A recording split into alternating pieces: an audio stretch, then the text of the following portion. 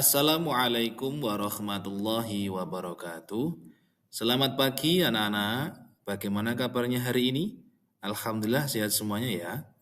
Anak-anak, pada pagi hari ini kita akan belajar pendidikan agama Islam dan budi pekerti di kelas 5 ini dengan materi bab yang kedua, yaitu lebih dekat dengan nama-nama Allah Subhanahu wa Ta'ala. Maka dari itu anak-anak, sebelum kita belajar lebih jauh, marilah kita berdoa terlebih dahulu. Berdoa mulai. Bismillahirrahmanirrahim.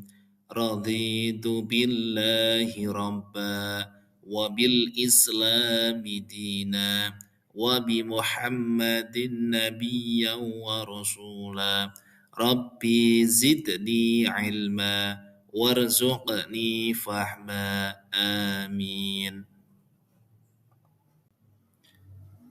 Selanjutnya, anak-anak, materi pada pagi hari ini yaitu lebih dekat dengan nama-nama Allah Subhanahu wa Ta'ala.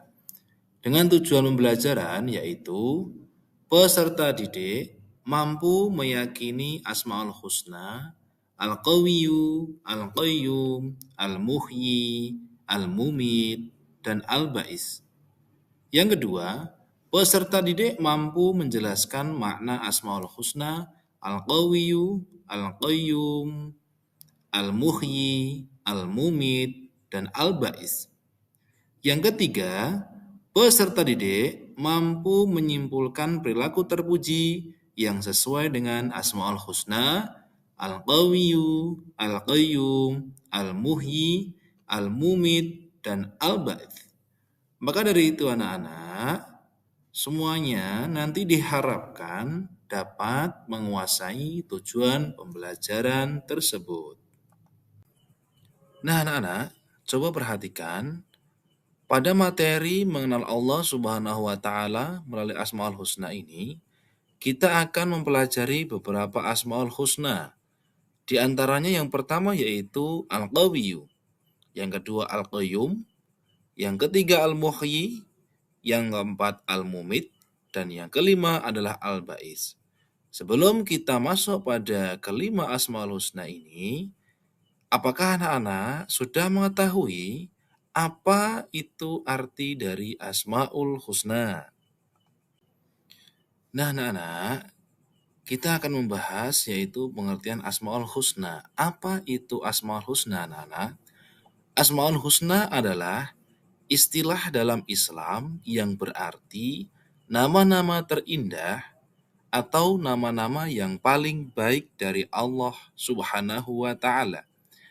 Terdapat 99 nama atau sifat Allah dalam Asmaul Husna yang masing-masing mencerminkan berbagai aspek dari sifat-sifatnya yang mulia. Nama-nama ini digunakan oleh umat Islam dalam doa, zikir, dan ibadah lainnya untuk mendekatkan diri kepada Allah dan memahami lebih dalam tentang sifat-sifatnya. Allah Subhanahu wa Ta'ala berfirman pada Quran Surah Al-A'raf ayat 180 yang berbunyi, A'udzu billahi minasyaitonir rajim. Bismillahirrahmanirrahim. Walillahil asmaul husna fad'uhu biha.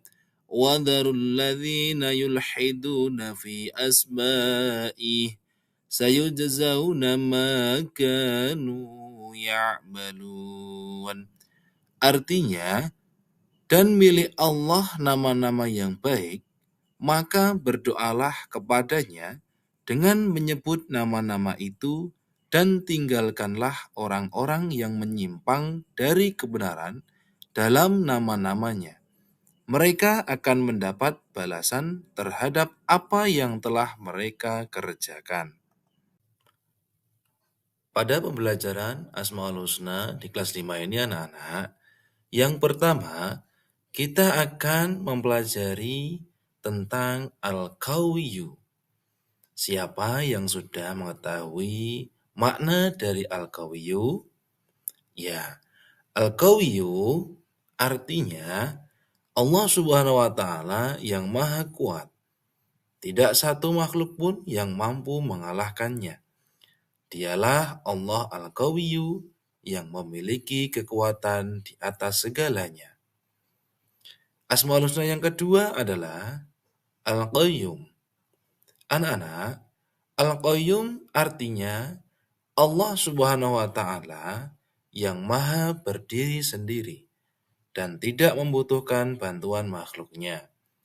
Allah Subhanahu wa Ta'ala yang mengurus dan mengatur segala sesuatu yang menjadi kebutuhan semua makhluknya.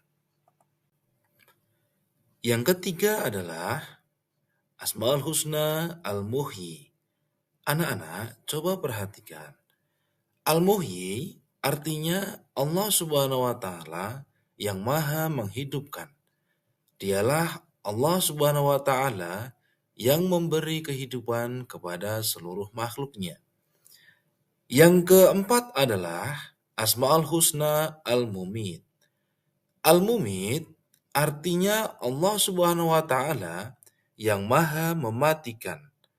Allah Subhanahu wa Ta'ala yang menakdirkan kematian bagi setiap makhluknya.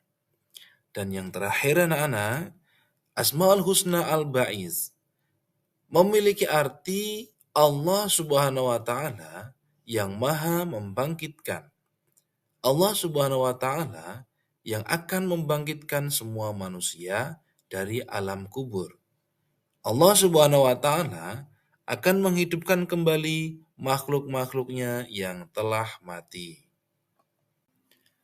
Nah, setelah kita memahami beberapa makna Asmaul Husna, selanjutnya kita akan membahas tentang perilaku terpuji sesuai dengan Asmaul Husna. Yang pertama, perilaku terpuji sesuai dengan Asmaul Husna Al-Qawiyyu. Kita harus membantu orang lemah atau orang yang miskin. Yang kedua, tidak memamerkan harta di hadapan orang yang kurang mampu. Yang ketiga, ketika mempunyai ilmu, maka kita wajib untuk mengamalkannya. Yang kedua anak-anak, perilaku terpuji sesuai dengan Asmaul Husna Al-Qayyum. Yang pertama, tidak menggantungkan hidup kepada orang lain. Yang kedua, memiliki keterampilan hidup mandiri. Dan yang ketiga, memiliki kepedulian terhadap orang lain. Yang ketiga, yaitu anak-anak, perilaku terpuji yang sesuai dengan Asmaul Husna Al-Muhyi. Yang pertama, kita harus mendorong atau memotivasi sesama manusia dalam hal kebaikan. Yang kedua, berperilaku penuh kasih sayang dengan sesama. Yang ketiga, memiliki kepedulian terhadap orang lain. Yang keempat, perilaku terpuji sesuai dengan Asmaul Husna Al-Mumit. Yang pertama anak-anak, menggunakan waktu hidup dengan bijaksana. Yang kedua, melakukan amal baik. Dan yang ketiga, mempersiapkan diri untuk akhirat dengan baik. Dan yang terakhir, perilaku terpuji sesuai dengan Asmaul Husna Al-Ba'idz. Yang pertama anak-anak, membangkitkan semangat diri serta orang lain dalam hal-hal positif.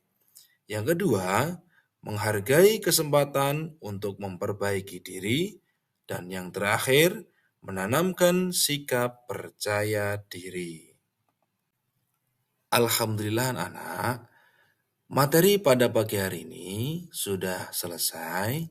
Semoga apa yang sudah disampaikan dapat bermanfaat bagi anak-anak semuanya. Dan jangan lupa ya anak-anak, selalu terus belajar dan belajar agar anak-anak menjadi orang-orang yang sukses. Terima kasih. Billahi taufiq wal hidayah. Assalamualaikum warahmatullahi wabarakatuh.